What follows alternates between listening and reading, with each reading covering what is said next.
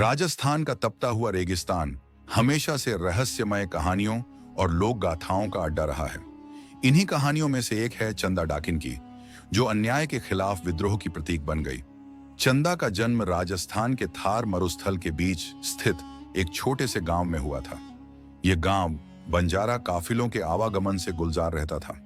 बचपन से ही चंदा अपनी चंचलता और साहसी स्वभाव के लिए जानी जाती थी। वह गहरे नीले आकाश में उड़ते पक्षियों और बंजारों के गीतों से अपनी कल्पनाओं को पंख देती थी। लेकिन उसका यह निश्चल जीवन जल्दी ही उजड़ गया। चंदा की शादी 18 साल की उम्र में गांव के एक ईमानदार किसान सूरज से हुई थी। सूरज शांत और नेकदिल इंसान था, लेकिन गांव का साहूकार उसकी जमीन पर कब्जा करना चाहता था। सूरज ने साहूकार के झूठे आदेशों को मानने से इनकार कर दिया।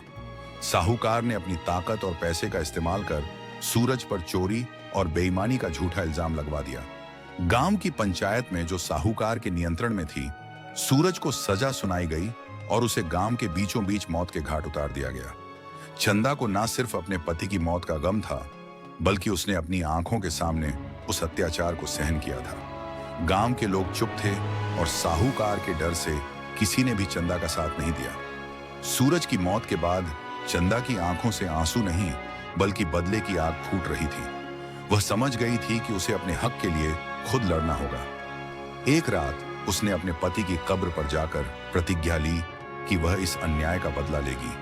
चंदा ने अपनी पहचान को छिपाने के लिए एक डरावना रूप धारण कर लिया।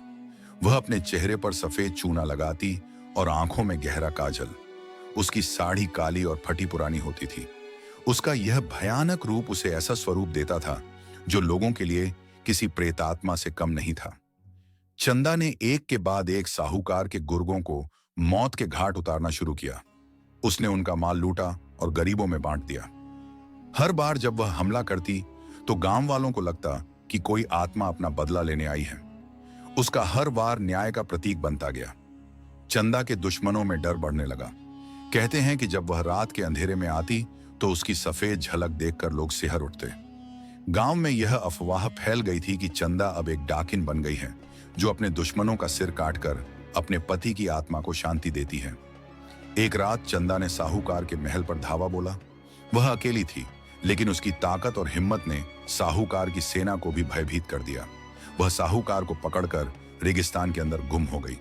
कहते हैं साहूकार के कपड़े ओढ़ सिर कटा हुआ मिला, लेकिन चंदा फिर कभी किसी को नजर नहीं आई।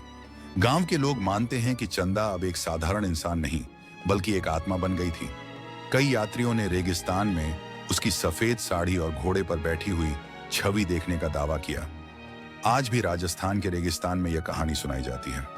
चंदा डाकिन सिर्फ एक डाकू नहीं थी, बल्कि अन्याय के खिलाफ बगावत की वह चिंगारी थी जो कभी बुझी नहीं।